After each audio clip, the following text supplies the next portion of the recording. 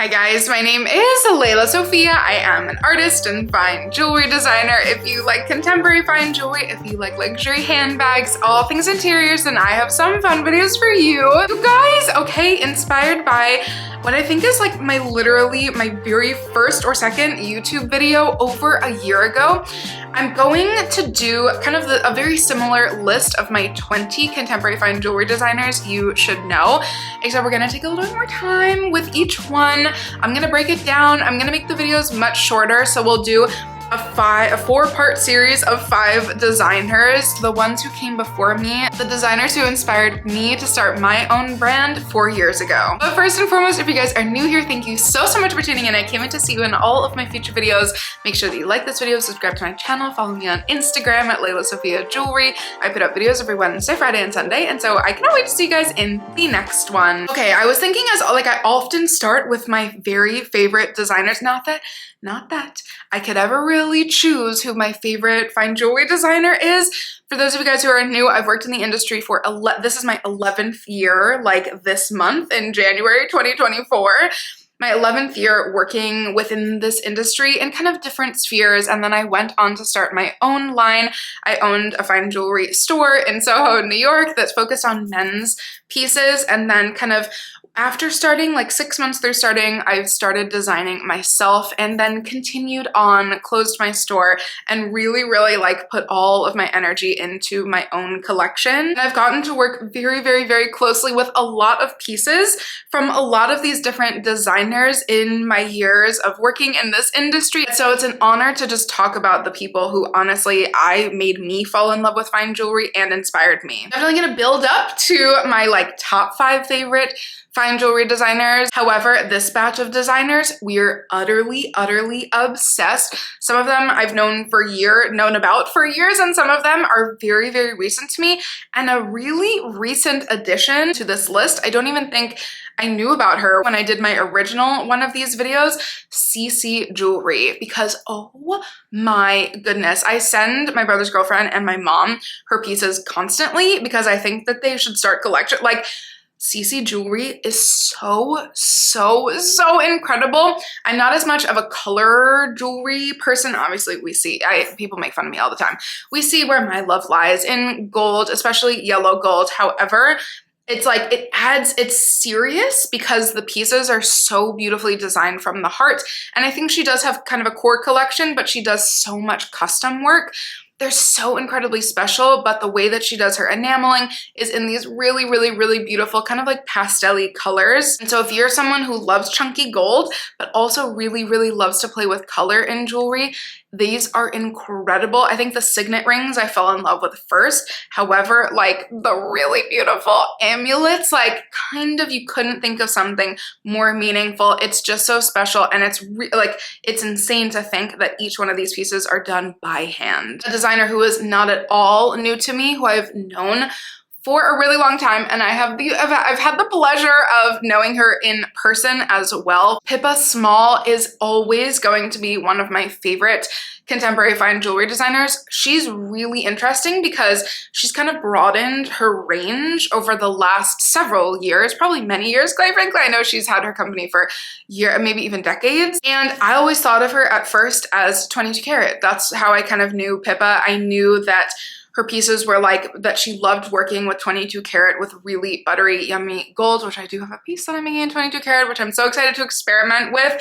I've always worked in 14, and I think Pippa Small was the one who made me fall in love with 22 karat. She does a really wide range, and even though primarily her entire collections are made 22 karat and 18 karat, she also does have lines that are charitable, and so she does vermeil for those lines. There are some bangles, you guys, that I hadn't seen before, I think maybe a year ago, and I saw for the first time and I was like, oh my goodness, Pippa's pieces are so incredible. Fun fact, my older stepbrother, his wedding band is custom from Pippa Small, and it just wears so beautifully. 22 karat. She made me fall in love with 22 karat. Kind of the biggest, most staple element from Pippa Small jewelry is her stone-centric pieces. She works in really beautiful, which I think are primarily kind of natural rough cut stones, which are precious and semi-precious, and she'll kind of encase them in gold, but really have the stone be the centric force of that piece. And that's how I think most people know her and love her. I just think the entire range is quite sublime. And another designer that, oh my goodness, I'd heard about her, but I'd never, for like years, I think, I'd never been able to see her pieces in person. But then they had them at the Row. I think they don't have them currently, but I think she is possibly doing a kind of a collaboration with them, kind of an installment at their London store. I'm not sure, correct me if I'm wrong, or it was there at some point. Rambling, Sophia, get on with it. But Anna Corey, oh my goodness. Again, I hadn't really done deep dives on her, and then I got to see her pieces at the Row last year. And I said, oh my, who is this genius, brilliant designer? I think last year she really had so many like iconic moments. The Met was one, and I'm sure so many different other award shows and ceremonies. So many people have been wearing her jewelry. I talked a lot about her during my Met Gala video because so many celebrities wore the most drool-worthy ear cuffs. I think Emily Ratajkowski's was my favorite.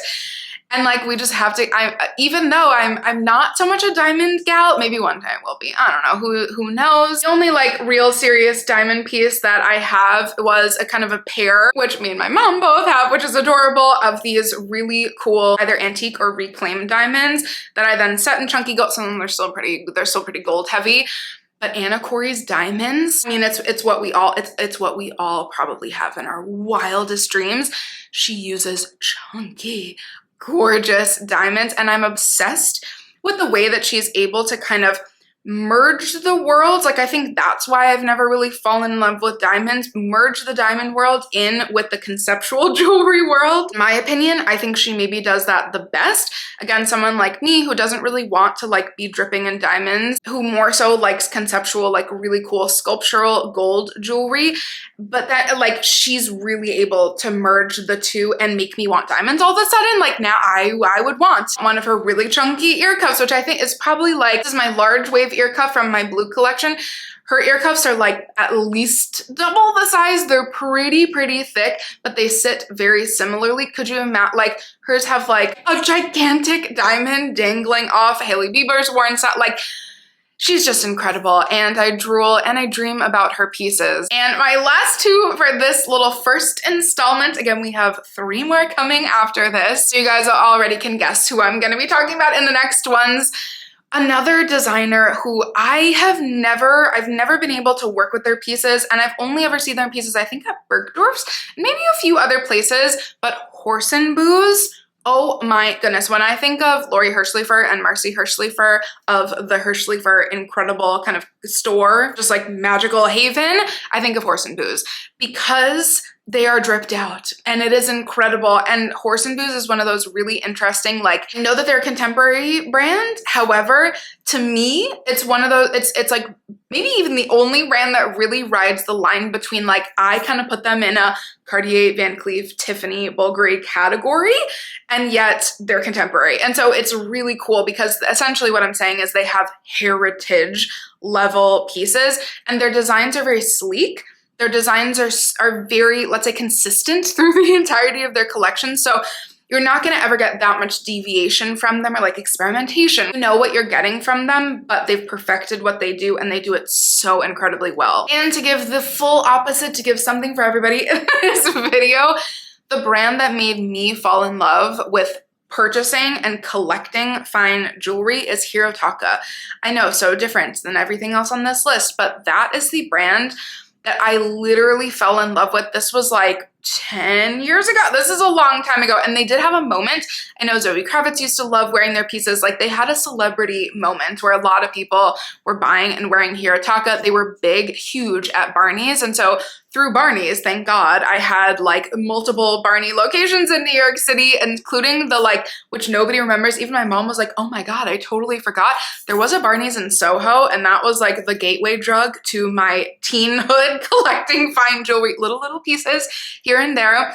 And Hirotaka, I found them through Barney. No, I actually didn't find them through Barney's. I found them on their own and then was able to play around and purchase through Barney's. And I still will never sell a few of my pieces from them. I have a ring that like, I couldn't even tell you how many times I'd wear it constantly and every single human would be like, oh my God, what is that? What is that? It's gorgeous. I wore her straight for like 5 years until I started my own collection, and I still have her down in a very special place.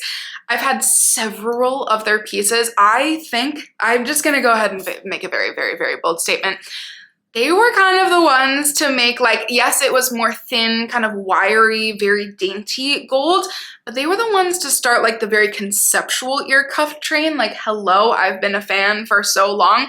I bought my first ear cuff from Lauren Stewart, who's another designer I'll talk about, like, again, 10, maybe even 11 years ago. Insane, I know, but I've been so obsessed with that, like very conceptual. I know most people call it very dainty, but Hirotaka's like kind of has an edgy spin, is dainty and so pretty, but does pieces that really can like morph in many, many, many different vibes, and so essentially fit in with like everybody's collections. They're sublime and I love them so much. One of the coolest things is because they work in 10 karat gold, which I certainly still consider to be fine gold. It's just a little bit less than 14 karat gold, you know, gold ratio wise. It makes it so pale, and so it's so pretty. It makes it so that it will, like, truly, I really mean this when I say it will fit in with so many different collections, because 10 karat gold goes so well with platinum and white gold. And so if you're one of those with like a diamonded out collection that's primarily set in white metals, this will like perfectly seamlessly fit in with your collection if you're looking to experiment. And the diamonds that they use, I could kind of go on all day if you can't already tell, but I have to give credit. Hirotaka was the designer who made me fall in love with fine jewelry. And you guys, I've been thinking about this for so long, and I'm so excited to be doing my series of my favorite contemporary fine jewelry designers. We have many, many, many more to come, so you guys can already guess who's coming in my next videos, and then you guys can really guess with my 4th video who my top 5 favorite contemporary fine jewelry designers are going to be. And I can't wait to see you in those videos. Thank you guys so much for watching, and I'll see you then. Bye guys.